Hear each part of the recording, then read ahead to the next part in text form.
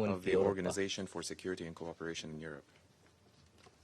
أقر جدول الأعمال. The agenda is adopted.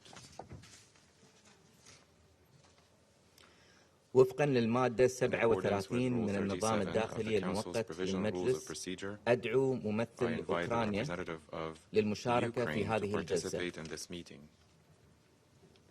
تقرر ذلك. وفقا للمادة 39 من النظام الداخلي المؤقت للمجلس أدعو مقدمي اللحاقتين التاليين للمشاركة في هذه الجلسة: معالي السيد زبيغنييف راو الرئيس الحالي لمنظمة الأمن والتعاون في أوروبا ووزير خارجية بولندا، والسيدة روزماري دي كارلو وكيلة الأمين العام للشؤون السياسية وبناء السلام. تقرر ذلك.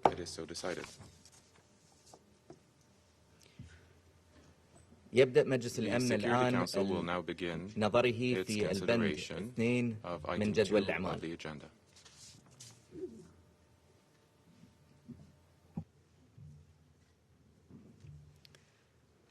أعطي الكلمة الآن لمعالي السيد زبيغنييف راو.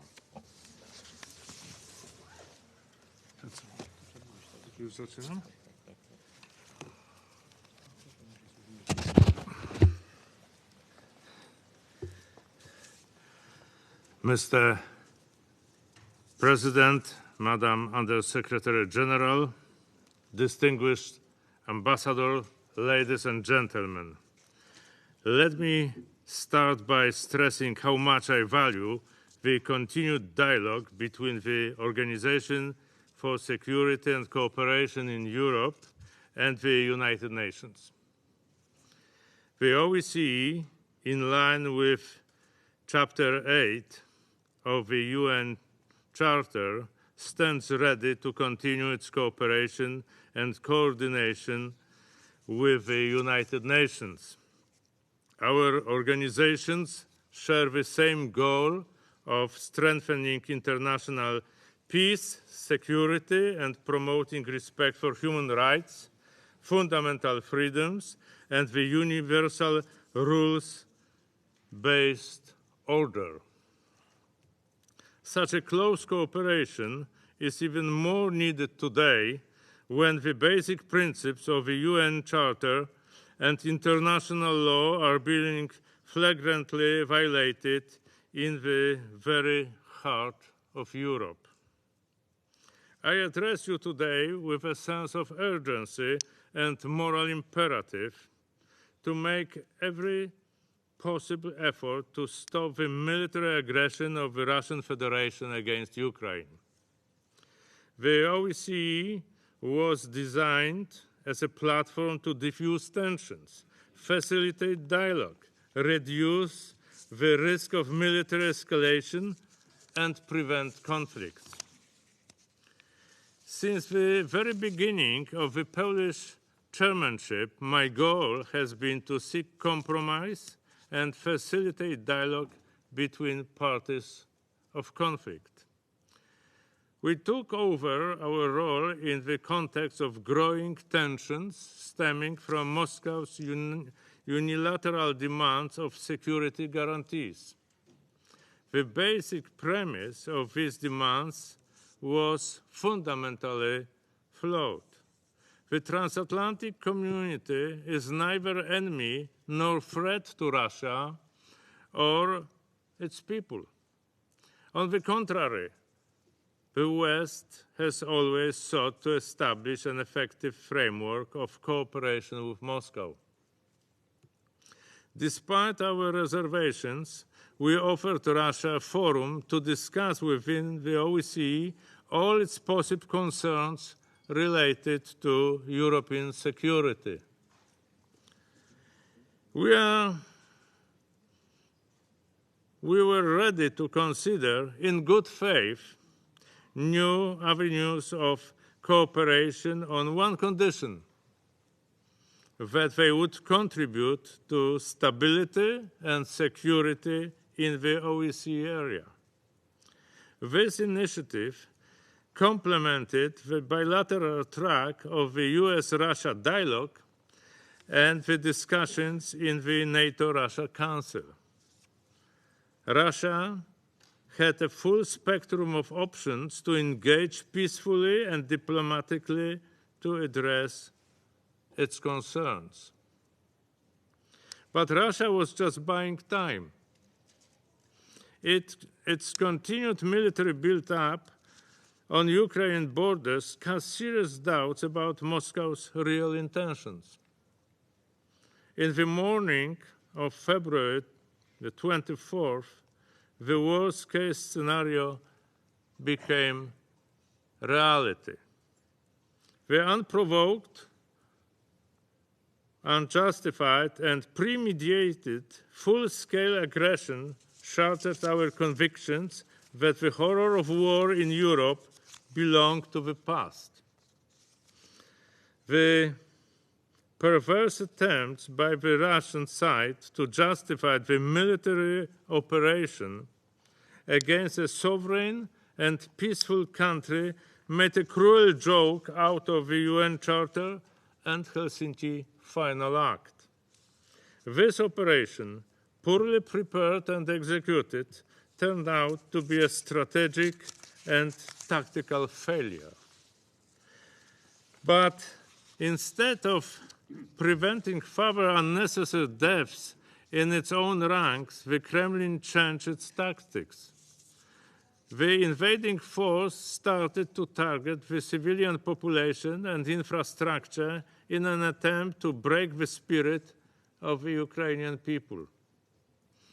This is deplorable and shameful and amounts to state terrorism. Schools, hospitals, and kindergartens are deliberately being targeted with internationally banned weapons. The reports of women and children killed and wounded are devastating. It is if Geneva Conventions and humanitarian law never existed. Make no mistake about it, the international community has instruments and means to hold responsible those who commit and are complicit in war crimes. I have been recently accused by the Russian officials of the lack of impartiality in conducting my job as the OSCE chairman in office. I have only one response to this kind of allegations. The impartiality ends where blatant violation of international and humanitarian law starts. In moments like these, it is our moral obligation to maintain decency and integrity. The perpetrators will be judged by their deeds, but we will be judged by the way we respond to these horrors. We cannot stay indifferent.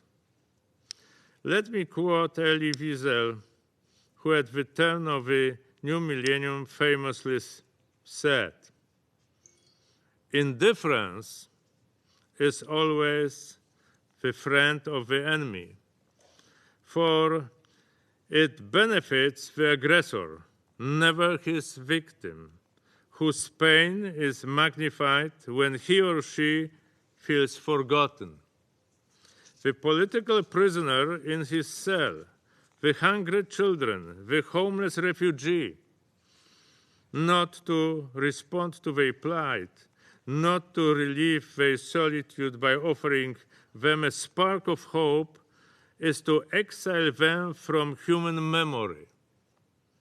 And in defying their humanity, we betray our own."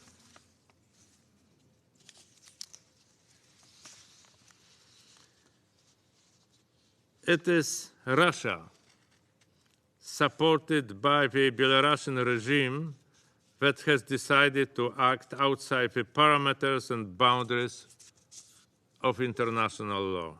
And unfortunately, it is the Russian leadership that provokes the growing isolation of the country and the Russian people from the world.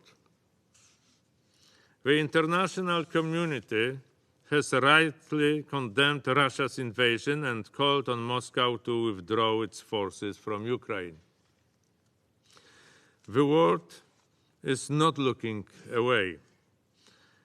It is hard to ignore 141 countries assembled in the UN General Assembly asking Mr. Putin to stop this war.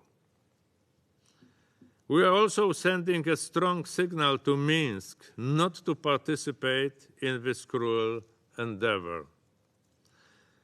The war is against the interests of the Russian and Belarusian people and leads only to isolation. We expect the Russian side to honor its international obligations and commitments. Any sustainable political solution must fully respect sovereignty, territorial integrity, and independence of Ukraine within its internationally recognized borders. The door to diplomacy is still open, and I call on Russia to engage in a meaningful and substantial dialogue to seek a peaceful solution to the current crisis. Mr. President, distinguished ambassadors, Russia's aggression threatens the very existence of OSCE. Its non-compliance with OSCE principles and commitments poses questions not only about the future of the organization, but also about stability of the rules-based order. How effective can we be if one of the major stakeholders has repeatedly justified the use of force to win territorial and political concessions? This logic fundamentally clashes with the norms that we all have agreed to abide by. The OSCE is not a treaty-based international organization, but it is very much embedded in the context of multilateral diplomacy. For almost 50 years, it has been an instrument to advance peaceful cooperation based on comprehensive security. Given the inclusive character of the organization, I still believe that it is the right platform for dialogue and peaceful resolution of conflicts. The OSCE has become more than just a talk shop between East and West. It has a solid work record and a multi-layer outreach. Its presence plays a stabilizing role in diverse regions such as the Western Balkans and Central Asia. In my capacity as the OSCE chair, I will pay visits to Moldova, South Caucasus, as well as the Western Balkans and Central Asia to prove OSCE's engagement with the participating states. This legacy is still relevant in today's world. However, the future of the organization depends on how effectively we will be able to revive cooperation among all participating states.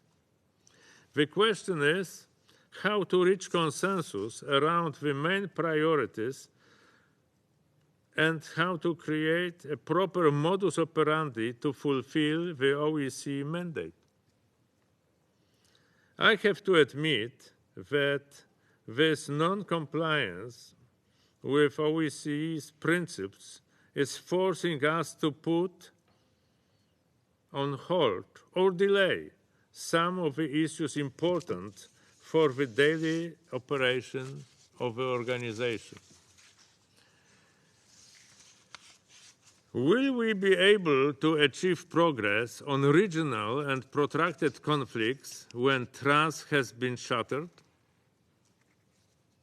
I very much hope so, but it will require acting in good faith on the part of all parties, including Russia. The same applies to the renewed European security dialogue, which the Polish chair initiated in response to growing tensions. Supported by an overwhelming majority of the participating states, it was meant to develop new measures of trust, transparency, and confidence. Unfortunately, despite initial interest, the Russian side has chosen the most destructive path of confronting its concerns, fears, and misgivings. The changing situation on the ground will probably determine the scope and character of the future engagement of a special monitoring mission in Ukraine. Acknowledging the mission's 8 years of operation and its expertise, I will work with the OEC structures and participating states to utilize its potential in the future. I hope that both the mission-dedicated staff as well as the team of the OEC project coordinator in Ukraine will be able to continue the important mission. During the Polish chairmanship, we will initiate and actively support efforts to advance the OEC's goals. We do not want to alter the fundamental premise of the OEC cooperation based on agreement by all participating states. However, we would like to increase the effectiveness of the organization, provided that there is a broader interest and support for the majority of the stakeholders. The recent events in Ukraine have once again shone a spotlight on the situation of civilian population in conflict-affected areas. We will continue to call on all sides of military conflicts to abide by humanitarian law and to refrain from activities directed against civilian population and infrastructure. The OEC stands ready to cooperate closely with UN humanitarian agencies to facilitate and provide the necessary assistance. This must also include creating effective evacuation routes for the civilian population. Whenever there are reliable accounts of humanitarian law abuse, we should be ready to react swiftly. Therefore, we welcome the decision of the Permanent Council of March the 3rd to invoke the Moscow mechanism to create a group of independent experts to investigate the reported violation of humanitarian law in the context of the hostilities in Ukraine. Ladies and gentlemen, I am convinced that the OEC needs strong and effective leadership now more than ever before. The dramatic events in Ukraine have opened our eyes to the need for a renewed commitment to the OSCE principles and commitments. It is true that OSCE may evolve as a result of the current experience. The celebrations of the 50th anniversary of the Helsinki Final Act could turn out to be dedicated to finding a solution for the deep crisis of multilateralism. Peace and security, like freedom and democracy, cannot be taken for granted. We have learned this lesson the hard way. But it is also true that those who choose to embark on a path of military confrontation receive very little in return. Between war and peace, life and destruction, we should always be able to look beyond our narrow, narcissistic instincts. What alternative do we have?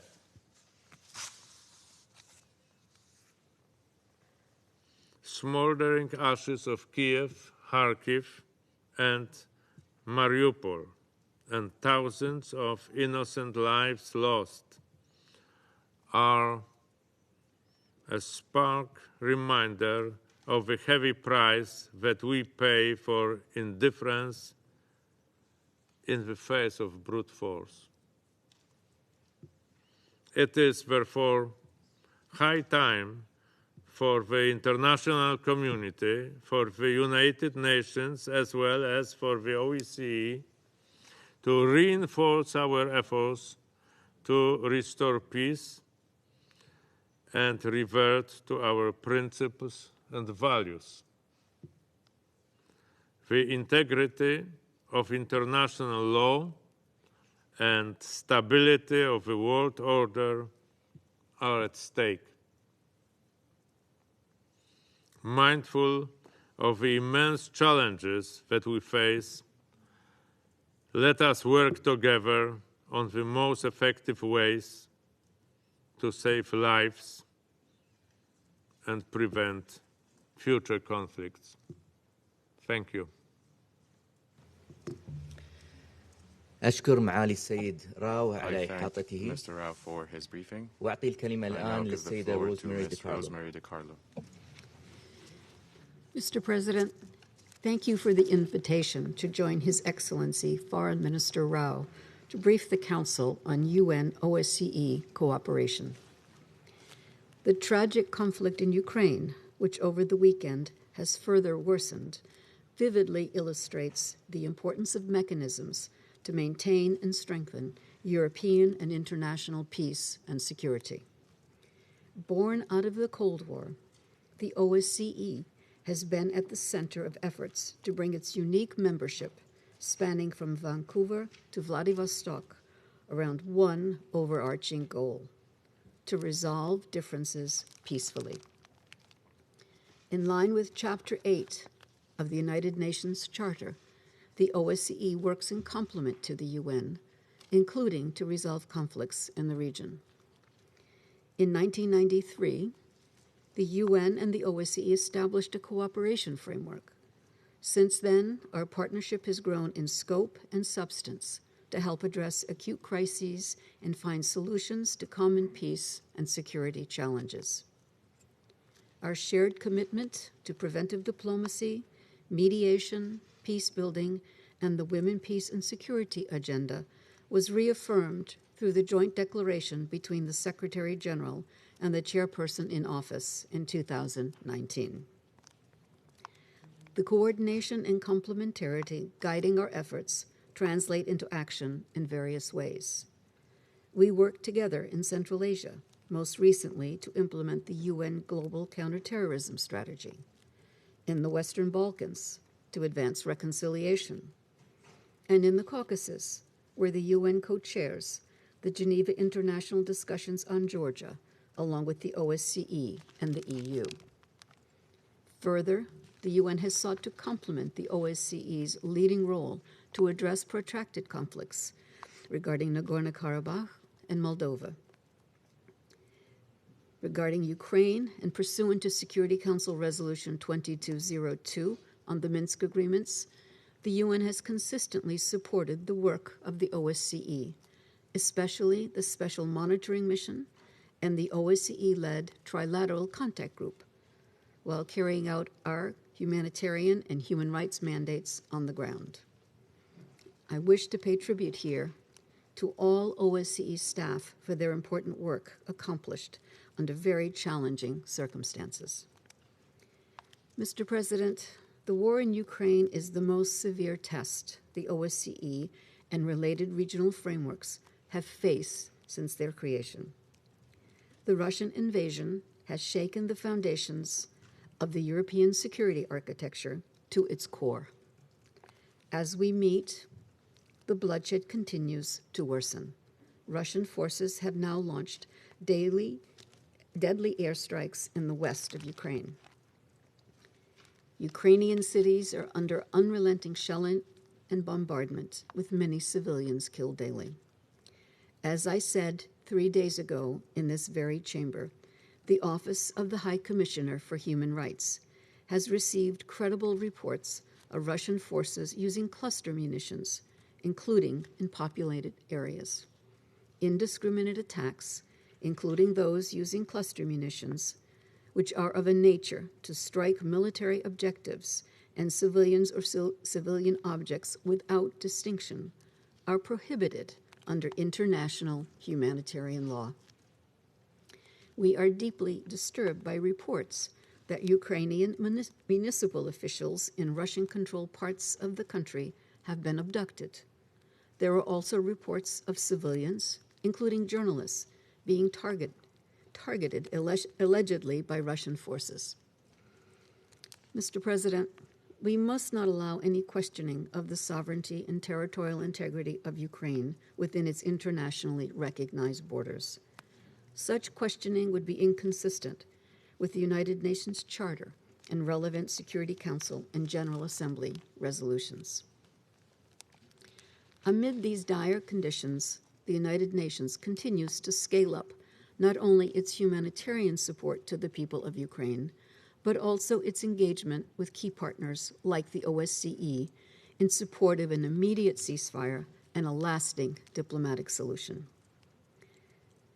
When the Secretary General addressed this Council on the topic of conflicts in Europe in 2017, he warned that, despite the achievements of the last 70 years, we should not take peace and prosperity in Europe for granted.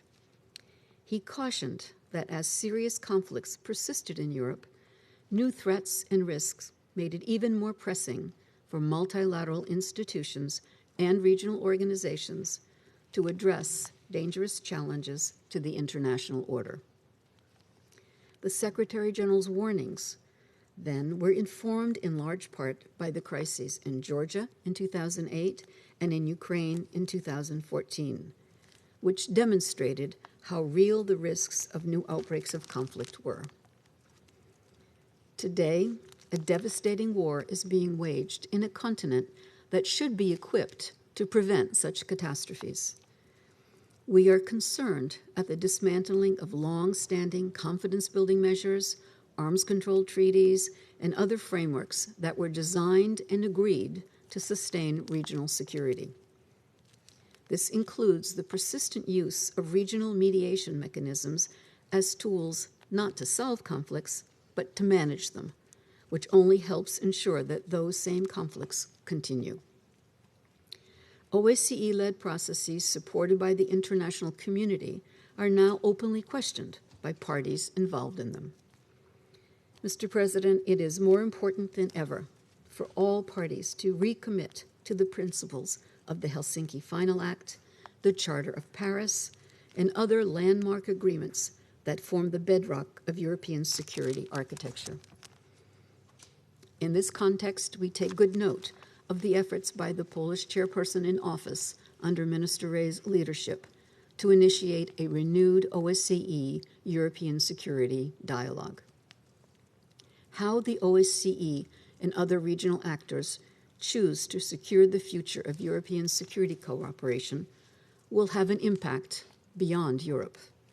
The UN supports all efforts to restore mutual trust and respect among regional stakeholders, which is essential to preserving the continent from new conflict and the world from further instability. We therefore all have a stake in the outcome. Mr. President, for almost 50 years, the United Nations and the OSCE have partnered to promote European peace and stability. The challenges we face today and those potentially ahead demand that we work even more closely together. Thank you. أشكر السيدة دي كارلو على إحاطتها for her briefing. وأعطي الكلمة الآن لأعضاء المجلس I now give the floor الراغبين to those council members who wish to make statements. أعطي الكلمة I give the لممثلة floor النرويج. to the representative of Norway. President, let me start by warmly welcoming Chairperson in Office, Minister Rai, to the Security Council, and thank him for his briefing on behalf of the OSCE. I thank him also for his personal initiatives to reinvigorate the OSCE as a platform for dialogue on issues of European security. Thanks also to USG Di Carlo for her briefing. With an inclusive mandate and participation, the OSCE has a rich toolbox for increasing transparency, building trust, and reducing tensions. Using the organization's full potential to solve the crisis of today is essential, but the necessary political will is also required. President, we commend the OSCE for now turning the focus on its work in Ukraine towards mitigating the growing humanitarian crisis. Good use should be made of the OSCE's Special Monitoring Mission to Ukraine, the SMM's national staff on the ground, the OSCE premises, its fleet of vehicles, and the SMM's long experience as an intermediary facilitating localized ceasefires. The OSCE can also provide valuable competence on border management and human trafficking. And we again reiterate our condemnation of Russia's illegal and unprovoked military aggression against Ukraine. That makes this expertise again necessary in Europe. The Russian aggression is a serious violation of international law and Ukraine's sovereignty and territorial integrity. We reiterate our call on the Russian Federation to immediately withdraw its forces from Ukrainian territory and cease all threats and military actions. Russia's warfare in urban and populated areas and the use of heavy explosive weapons is causing terrible long-term harm to civilians. Russia must fulfill its obligation to protect civilians, including children and children's infrastructure. We are appalled by the lack of respect for international humanitarian law and the worsening humanitarian crisis across Ukraine, for which Russia alone bears the sole responsibility. Humanitarian actors in Ukraine must be allowed to stay and deliver. In addition, we are concerned about the steadily increasing strain on neighboring countries as people flee the fighting. Nevertheless, let me use this opportunity to commend Poland, the Polish people, and other OSCE neighbors on their response to the humanitarian crisis. The warm welcome and the protection you offer all refugees is a strong symbol of international solidarity. President, while the crisis in Ukraine requires most of our attention currently, Minister Rau has stated that a broad priority for their chairmanship is contributing to finding peaceful solutions also to regional and protracted conflicts. The OSCE continues to support reconciliation and conflict prevention efforts in other parts of the region, such as the South Caucasus, Moldova, and Western Balkans and Central Asia. The field missions, the autonomous institution, and the secretariat are important assets unique to the OSCE that we must continue to recognize and support. Both the UN and the OSCE share a vision. Our common duty is to work to strengthen security at the regional level, to end violent conflict, and ensure that human rights, democracy, rule of law, and gender equality can be enjoyed by all. In closing, especially in this current unstable European climate, let me underline Norway's strong support to the important role of the OSCE in promoting stability, peace, and democracy for more than 1 billion people. Thank you. I thank the representative of Norway for her statement. I give the floor to the representative of Ghana. Thank you very much, Mr. President. I warmly welcome to the Council His Excellency Mr. Zbigniew Rau, the Minister for Foreign Affairs of Poland and Chairman in Office of the Organization for Security and Cooperation in Europe. I thank Your Excellency for the briefing on the OSCE and note that Poland has assumed the leadership of this important organization at a time when the security situation and the political military environment in Europe is fast deteriorating. We therefore look forward to the OSCE's continued engagement and your leadership in helping to address the prevailing security challenges in Europe. I also thank USG Rosemary DiCarlo for her briefing and welcome the participation of the representative. Security on the European continent today requires of the participating states of the OSCE a renewed commitment to uphold and respect the long-established principles for interstate relations. The principles of sovereignty, political independence, territorial integrity, non-aggression, and the prohibition of the use or threat of the use of force remain the foundational principles upon which national and global aspirations for economic and social development can be built. Any attempts to redefine and renegotiate these bulwarks of stability will not only undermine the European security architecture, but also the rules-based international order and multilateralism. The OSCE must therefore undertake the difficult but necessary task of fostering political rule and the recommitment of its member states to the implementation of their international obligations towards the peace, security, and stability of Europe, as well as its wider membership beyond Europe.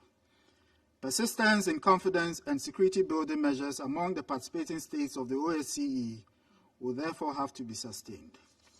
Secondly, the OSCE's role as an important forum for dialogue on the security architecture of Europe needs to be re-emphasized. We believe that the OSCE provides a unique platform for open and good faith discussions among its 57 participating states if the schisms that have been opened up in the contemporary European security are to be addressed. We therefore welcome the ongoing efforts by the OSCE to facilitate dialogue between the Russian Federation and Ukraine. As party to the Trilateral Contact Group responsible for the implementation of the 2015 Minsk Agreement, the OSCE is indispensable in finding and implementing a comprehensive and peaceful settlement of the conflict, which regrettably has assumed a full-scale dimension. We note with regret in this context that the Special Monitoring Mission had to suspend its reporting activities following the evacuation of its international staff members to neighboring countries and remain concerned by cascading security, humanitarian, economic, and developmental impacts of the situation in Ukraine. All efforts towards a pacific resolution of this conflict through dialogue and diplomacy must therefore be encouraged and engender the full support of this Council. Thirdly, we welcome the OSCE's efforts to enhance its cooperation with the United Nations. Ghana strongly supports the strengthening of relations between the United Nations and regional and sub-regional organizations in the maintenance of international peace and security. Chapter 8 of the Charter of the United Nations provides that the Security Council, in pursuit of its mandate, can leverage the comparative advantage of regional bodies to promote homegrown and regional approaches to the maintenance of international peace and security.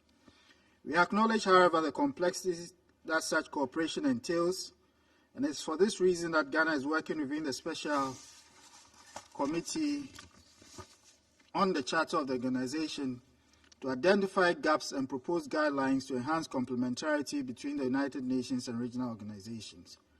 Finally, we note the enhanced engagement of the United Nations and OSCE aimed at finding lasting peace to the prevailing conflicts and growing threats to security in Europe and beyond. We welcome the focus on a human-centered approach and in that regard, take note of the reinforcing priorities within the economic environment dimensions as well as the human security dimensions. I thank you very much, Mr. President. I thank the representative of Ghana for his statement. I give the floor to the representative of the United Kingdom. Thank you, Mr. President, and thank you, Chair in Office Foreign Minister Rao, for your briefing and Under Secretary General DiCarlo for yours. I would like first to pay tribute to the bravery and dedication of OSCE staff, and in particular to Marina Fanina, a Ukrainian Special Monitoring Mission employee who was killed in the Russian shelling of Kharkiv on the 1st of March while getting medicine for her family. For decades, the OSCE has worked to bring security to Europe. And yet we meet today in the middle of Russia's unprovoked invasion of Ukraine, one OSCE signatory tearing up the rulebook and pursuing war against another, as Foreign Minister Rao said, as if the Geneva Conventions and humanitarian law never existed. President Putin's war violates fundamental principles of both the OSCE and the United Nations: sovereignty, inviolability of borders, respect for territorial integrity, and the peaceful settlement of disputes. This war is a threat to us all, to the systems we have built together to preserve peace.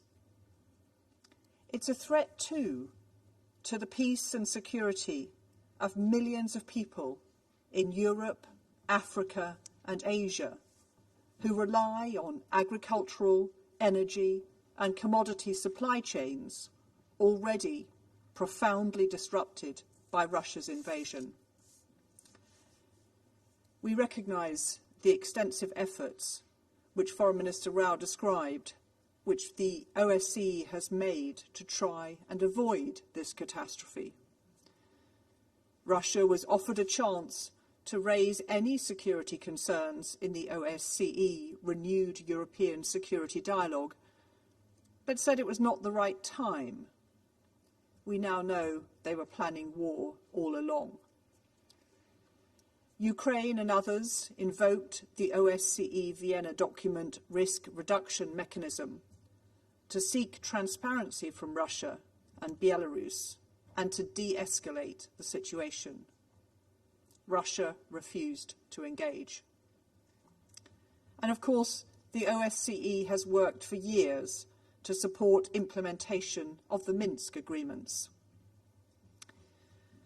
Russia is accused of the gravest war crimes: bombing schools, hospitals and homes, targeting families as they try to run to safety.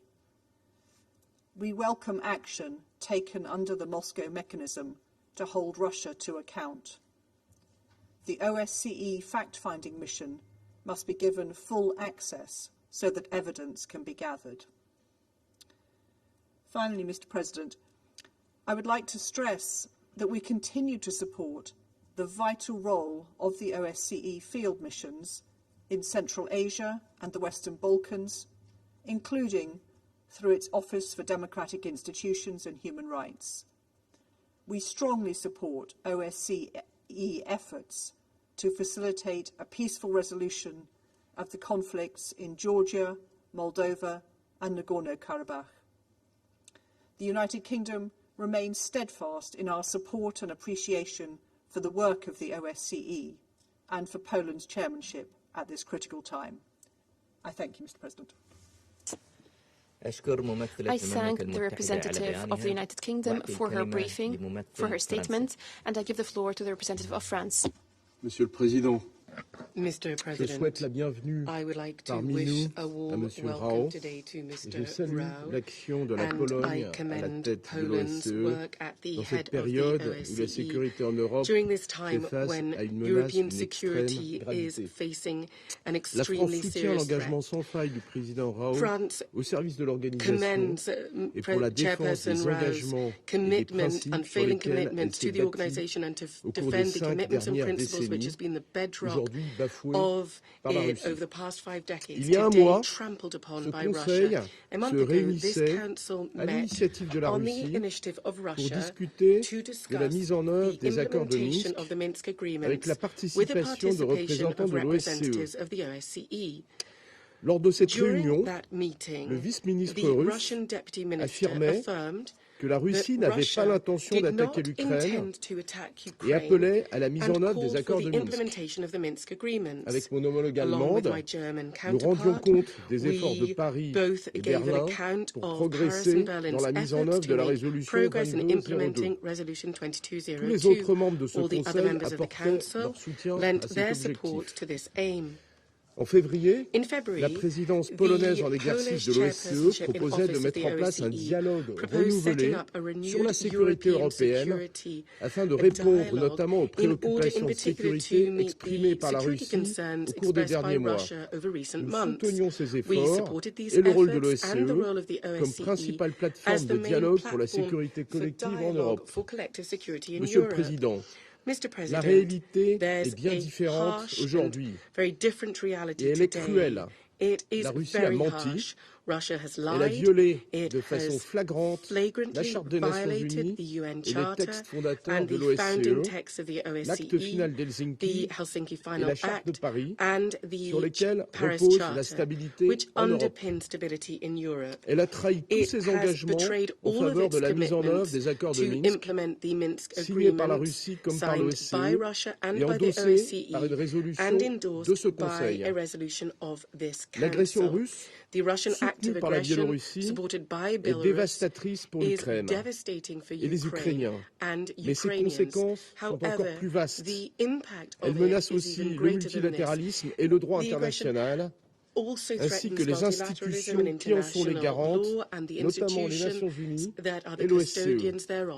La Russie porte ainsi directement atteinte aux intérêts de tous les États qui se mobilisent dans ces organisations à la recherche de solutions négociées face aux crises et aux défis qu'ils rencontrent.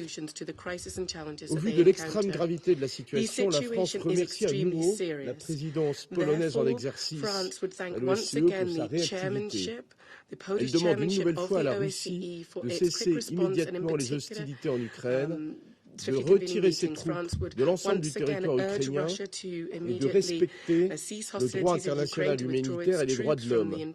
Nous l'enjoignons de revenir au respect des règles de droit qui, aux Nations Unies comme à l'OSCE, permettent le règlement pacifique des différends. La France réitère son soutien à la mission spéciale d'observation de l'OSCE en Ukraine et à son personnel, qu'il s'agisse du personnel international ayant subi une évacuation forcée ou le personnel recruté localement, dont certains sont encore sous les bombardements. Nous saluons la mémoire de Marina Fenina, employée locale tuée à Kharkiv, victime de l'agression russe. Nous réaffirmons notre soutien aux institutions et aux instruments de la dimension humaine de l'OSCE, notamment le mécanisme de Moscou, déclenché le 3 mars, et le mécanisme d'établissement des faits mis en place par le Bureau des institutions démocratiques et des droits de l'homme aux frontières de l'Ukraine. Monsieur le Président, l'OSCE doit pouvoir continuer de mettre ses ressources au service du règlement des conflits dans l'espace européen en coopération avec les Nations Unies et malgré la guerre en Ukraine.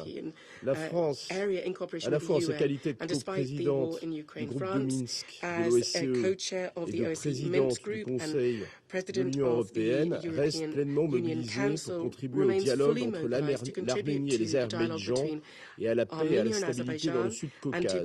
Les réunions qui se sont tenues en février et en décembre ont permis de définir des orientations dans cette direction. Nous appelons la poursuite des efforts sur les questions humanitaires pendantes, notamment les libérations de prisonniers de guerre et autres personnes détenues, ainsi qu'en matière de protection du patrimoine et du déminage. of war and other detained persons, as well as the area of protection of heritage and mine clearance. We are concerned about the increase in armed incidents, and we urge all parties to bring an end to the repetition of such incidents. We reiterate our unfailing support for the sovereignty and territorial integrity of Georgia and Moldova, and the role of the OSCE to make progress in the settlement of conflicts that are taking place there. France also welcomes the concerted work of the Polish chairmanship and ODIHR in maintaining, despite the circumstances, crucial dialogue with civil society. Mr. President, we are determined not to let Russia take multilateral collective security organizations down with it. France reaffirms its support to the United Nations, to the OSCE, and to the cooperation that the two organizations are developing to contribute to the settlement of crises in Europe. Thank you. I thank the representative of France for his statement. I give the floor to the representative of Albania. Thank you, Mr. President. Let me thank the OSCE Chairman in Office, Minister Rao, and USG DiCarlo for the information provided. We welcome this timely exchange with OSCE, one of the world's largest regional security organizations, which brings together 57 participating states across 3 continents bound by joint commitments. As an important pillar of the international rules-based order, OSCE plays an essential role in addressing many of the challenges on the Council's agenda. Therefore, the collaboration and partnership between the two organizations is key and needs to be strengthened. Albania fully supports the priorities of Polish OSCE chairmanship. We welcome the focus on safeguarding a comprehensive security order by defending the principles of the Helsinki Final Act, the Paris Charter, and the Charter for European Security. These principles are neither negotiable nor subject to revision or reinterpretation.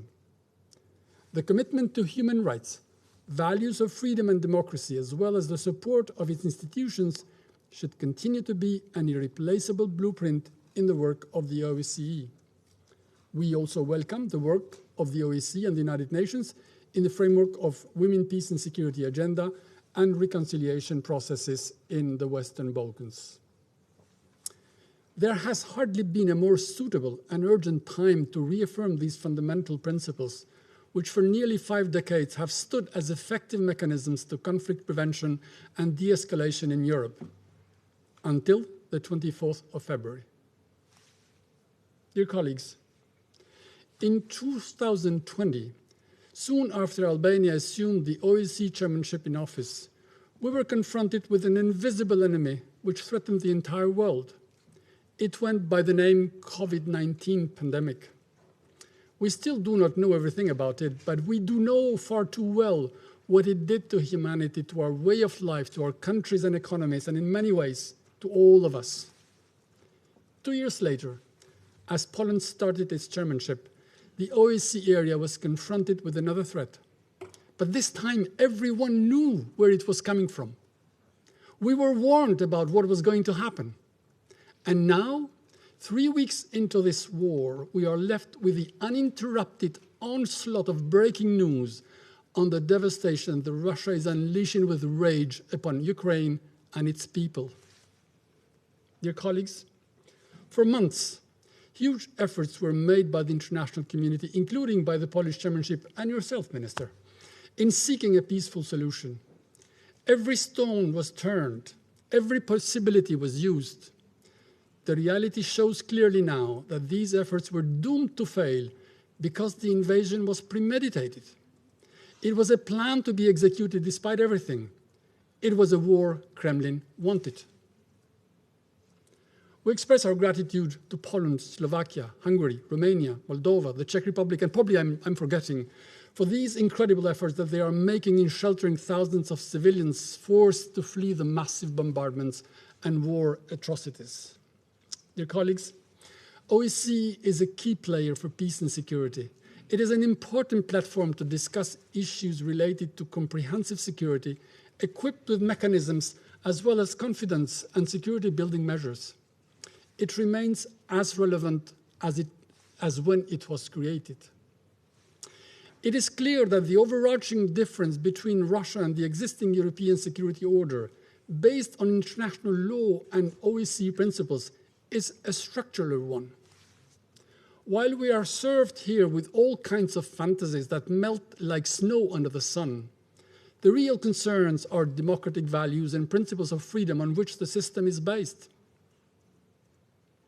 In this respect, the OSCE comprehensive concept of security connects the dots between domestic repression and external aggression. Democracy, human rights, and rule of law are key aspects for security within and between states. Mr. President, we failed to prevent a pure, unprovoked, and unjustified act of aggression committed by a serial violator of the rules and norms of the international order. We should not fail to make the aggressor pay for it and the crimes committed. Albania supports the initiative to invoke the OSCE Moscow mechanism in order to establish facts of war crimes and crimes against humanity, including due to deliberate and indiscriminate acts against civilians and civilian infrastructure in Ukraine. Its findings, together with those of the Commission of Inquiry established by Human Rights Council, should be presented to relevant accountability mechanisms, as well as national, regional, and international courts or tribunals. The massive sanctions imposed on Russia have ripple effects for the whole world, including for our own countries and citizens. But it is the price to pay so that Russia's actions do not go unchecked and unpunished. We hope that the effects of these unprecedented sanctions will wake up the Russian citizens to see the reality through the terrible deeds of their army, not through the distorted mirror of propaganda. To understand why the whole world calls Russia an aggressor. To feel for their neighbor that is being savagely destroyed, cities that are becoming graveyards, children that are forcefully leaving their childhood behind because of such insanity. The sooner this happens, the sooner this war and any spillover threats will stop. Let me end, Mr. President, by recalling the 754th meeting of the Security Council on 4 November 1956. History has recorded it as the day when a popular revolt in Hungary was viciously crushed by Soviet tanks, uninvited, of course. I will quote Mr. Sobolev, the representative of the Union of Soviet Socialist Republics at that meeting, justifying the action, and I quote, "The Nagy government openly adopted a reactionary and fascist policy aimed at the complete liquidation of the People's Democratic regime in Hungary, at the restoration of the old landowner capitalist system and the establishment of a fascist dictatorship," end of quote. It was about the so-called fascists 65 years ago. It is about the so-called Nazis and denazification now. The same discourse, the same action with their terrible consequences. Ukraine is a critical test for European security, including OSCE. We must refuse a world according to Russia. We must determine the preservation and the enforcement of the rules-based international order. One man has started this war. One man can stop it. Anytime. Thank you. أشكر ممثل ألبانيا على بيانه وأعطي الكلمة لممثل البرازيل. I thank the distinguished representative of Albania and now give the floor to Brazil. Thank you. Mr. President, at the outset, let me thank Minister Rao for his thoughtful remarks. I also thank USG DiCarlo for her briefing. OSCE plays a crucial role in the maintenance of peace and security in Europe. It is one of the key partners of the United Nations in dealing with the many challenges on the Security Council's agenda.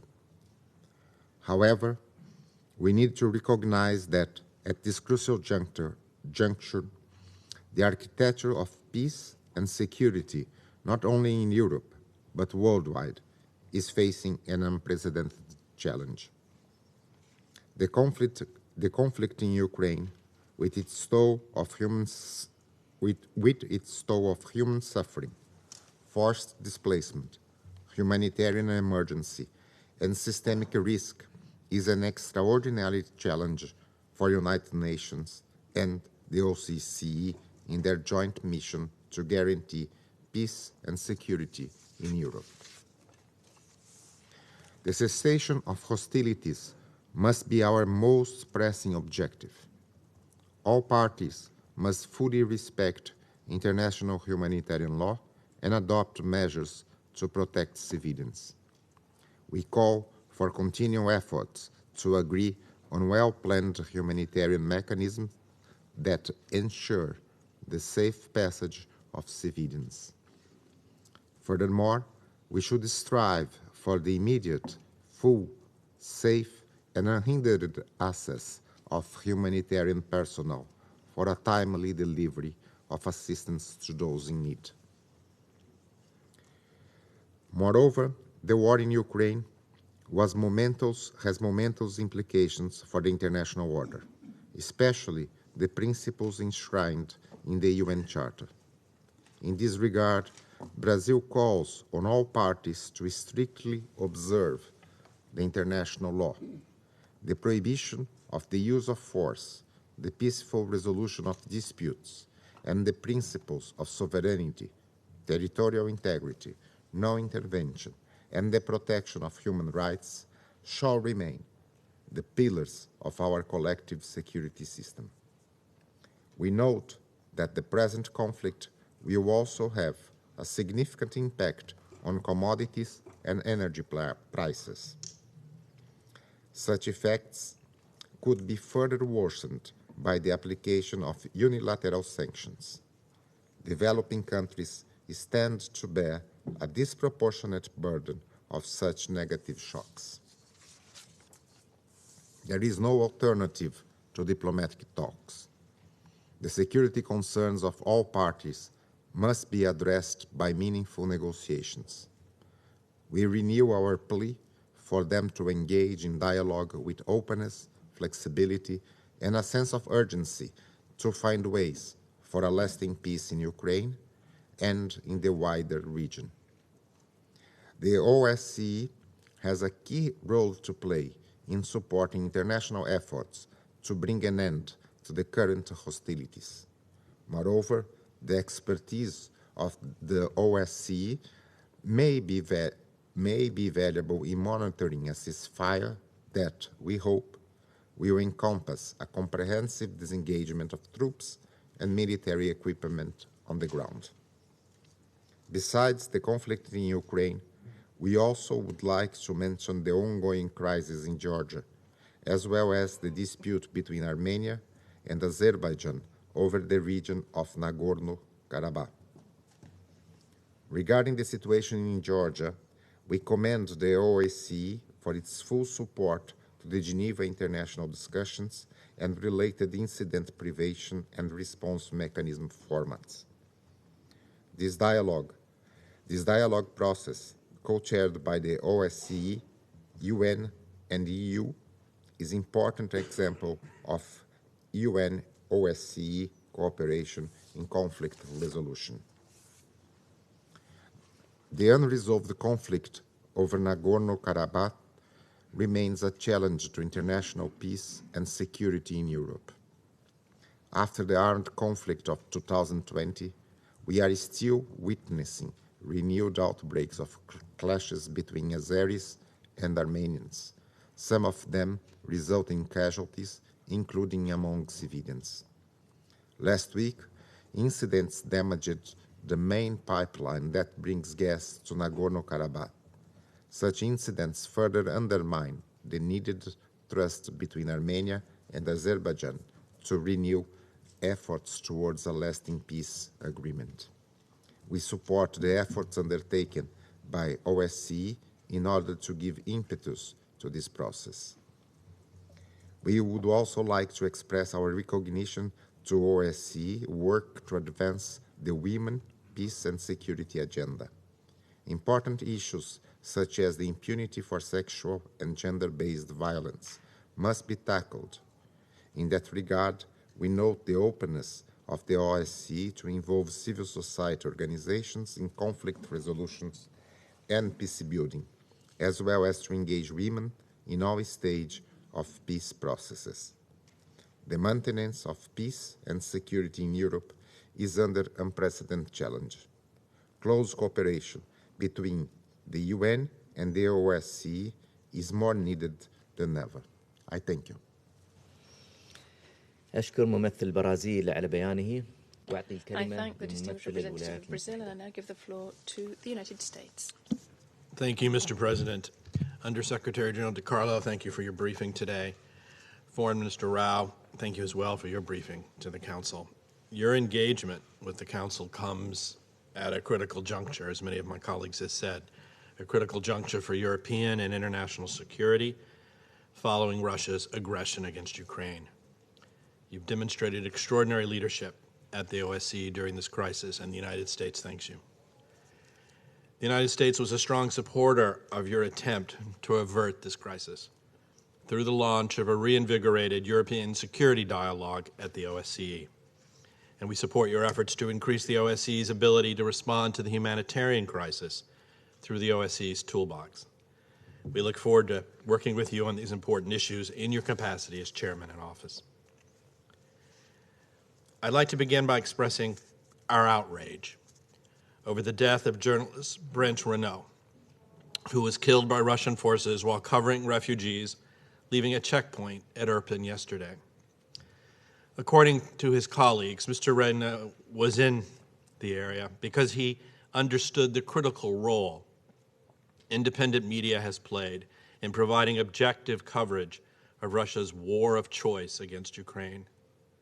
His death shows that Russia will go to any extent to silence narratives that challenge its propaganda. And it underscores the importance of upholding the safety of journalists as they undertake their important work. Excuse me. Last year at this meeting, on cooperation, thank you. Last year at this meeting on cooperation between the UN and the OSCE, the United States recalled that we had just passed the 7th anniversary of Russia's invasion and occupation of Crimea and the launch of its aggression in eastern Ukraine. We noted that in those 7 years, the Russian-fueled conflict in eastern Ukraine had killed more than 13,000 people and wounded tens of thousands more. And we warned that Russia's aggression was far from over. It had been less than 3 weeks since Russia launched a major invasion against the rest of Ukraine. During these 3 weeks, Russia unleashed horrific devastation against another UN member state, resulting in the death of thousands and the displacement of over 2.5 million people. Russia must immediately cease all hostilities, withdraw its forces from Ukraine, and take the path of diplomacy, in keeping with the principles of the UN Charter and the Helsinki Final Act. Mr. President, Russia's further invasion of Ukraine is an unprecedented challenge, a challenge to the post-World War II European security order and to cooperation between all of us. Cooperation between the UN and OSCE now remains as essential as ever. Unfortunately, 2 OSCE participating states, the Russian Federation and Belarus, continue to violate the foundational principles of the UN Charter and the Helsinki Final Act. Russia, with Belarus's support, has shown utter contempt for the sovereignty and territorial integrity of other states, as well as for the human rights and fundamental freedoms of its own people. We have seen Russia try to spread disinformation and distract this council from its aggression. But no amount of Russian disinformation can distract from this fact. The Kremlin is waging a brutal, premeditated, unprovoked war of choice against Ukraine. This is a war carried out with the support and the facilitation of the Lukashenko regime. Russia does not want its people to learn the appalling truth about the senseless death and destruction it is causing in Ukraine. This is why the Kremlin has forced domestic and foreign independent media outlets to suspend their operations in Russia or to close permanently. This is why it has blocked access to independent news sites and social networks. The United States reaffirms its strong and unwavering commitment to the OSCE's Special Monitoring Mission, which has been forced to temporarily suspend its work in Ukraine. Despite Russia's efforts to impede its operations, the Special Monitoring Mission's impartial reporting has proved invaluable to the international community's understanding of the security situation on the ground. We join others in expressing our heartfelt condolences for the loss of staff member Marina Finina, who on March 1st was killed by Russia's shelling in Kharkiv while trying to get supplies for her family.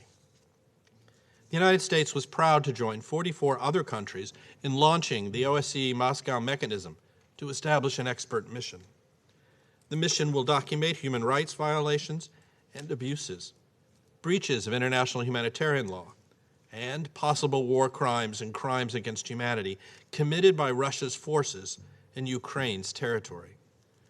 The mission will meticulously compile the facts and create a written report that can be presented to relevant accountability mechanisms. We also welcome the UN Human Rights Council's immediate launch of a commission of inquiry to pursue similar aims. The Commission of Inquiry and the OSCE expert mission will complement one another in bringing the truth to light. Under the OSCE Vienna document, all participating states committed to respond in good faith to the concerns that other states raise regarding unusual military activities as part of our collective efforts to reduce the risk of miscalculation, lower tensions, and build confidence. Russia's blatant and unfounded dismissal of Ukraine's legitimate invocation of the Vienna document, risk reduction mechanism for unusual military activities, illustrated once again Russia's disregard of its international commitments.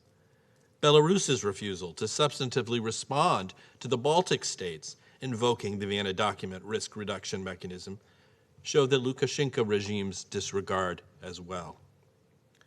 Mr. President, in addition to Russia's aggression against Ukraine, as others have mentioned, we must also not forget the other important priorities of the OSCE. We must not forget that Russia continues to occupy parts of Georgia. It also maintains its forces in Moldova without host government consent. We welcome the continued commitment of the OSCE to seek a peaceful resolution of the conflict in Georgia, including by co-chairing the Geneva International Discussion.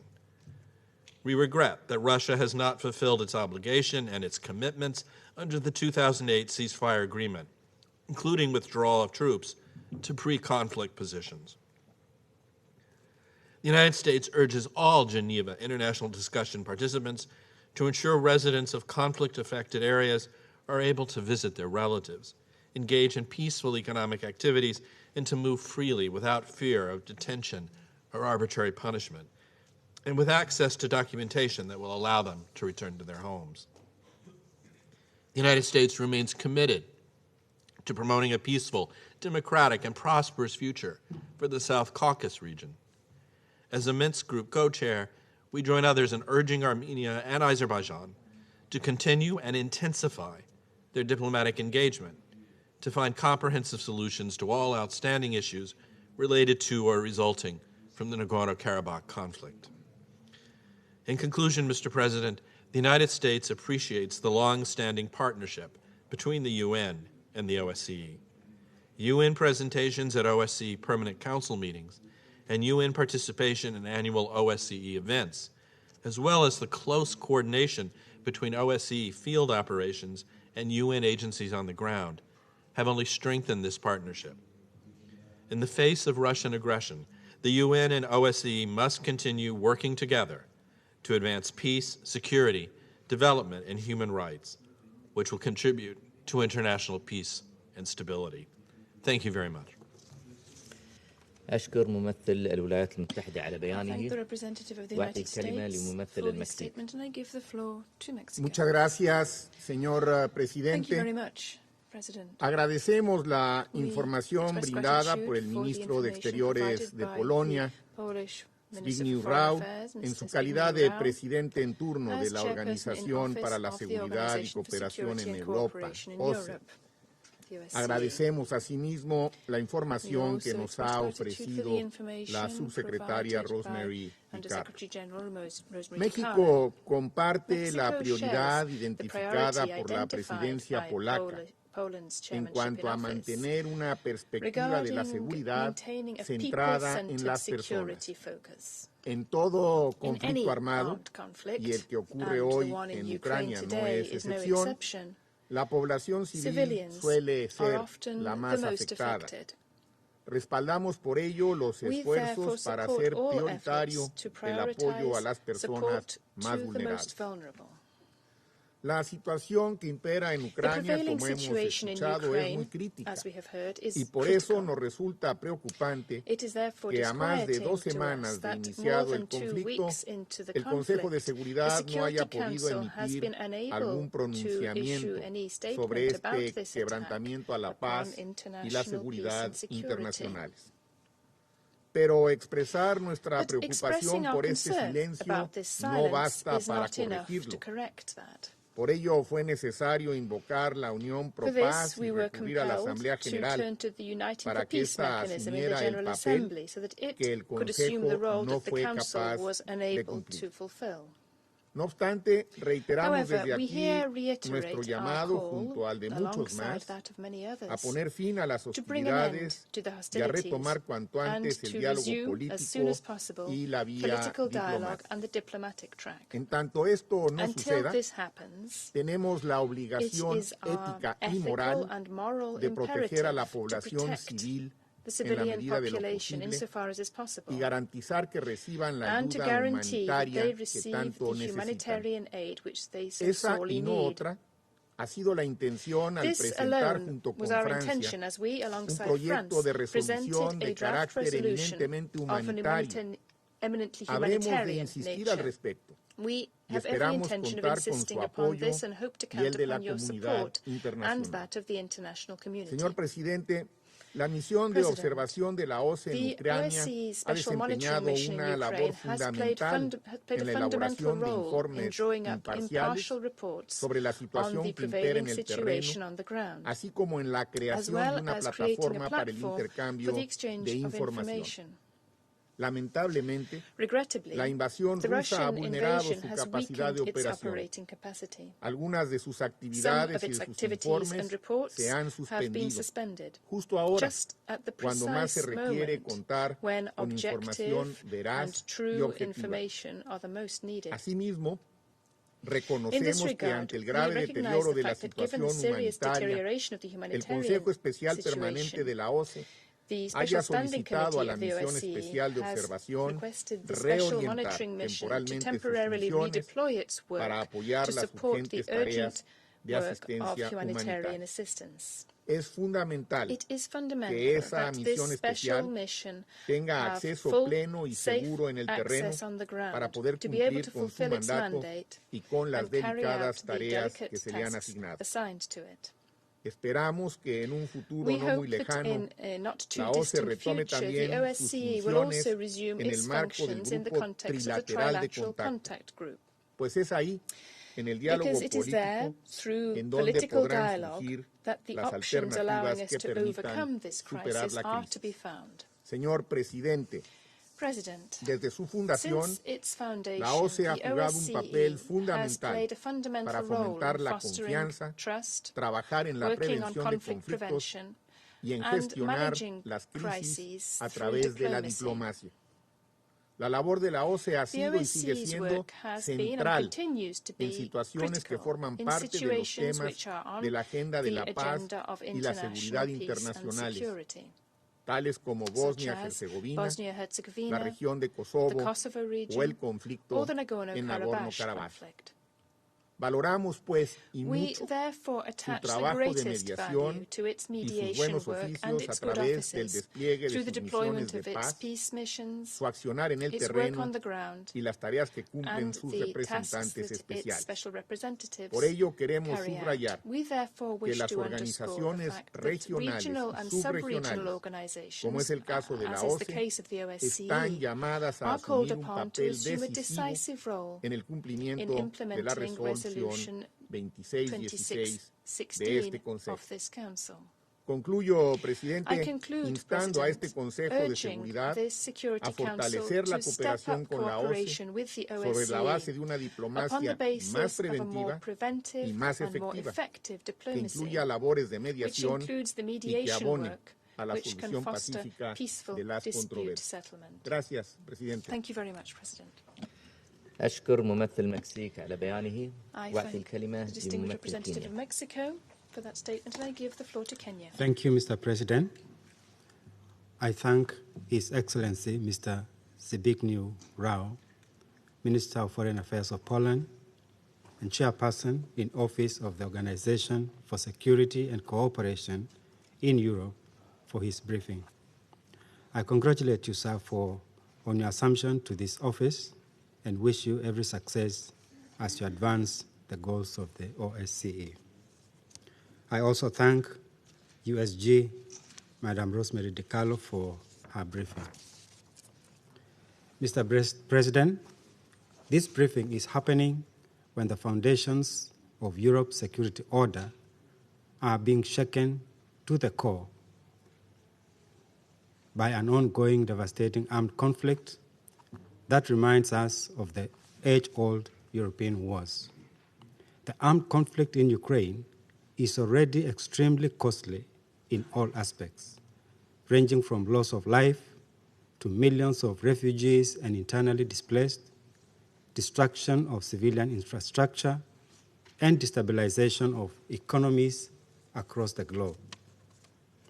If not urgently halted, the consequences will be more catastrophic, not only to Ukraine and Europe at large, but also to the entire world, particularly small and fragile economies in the global south.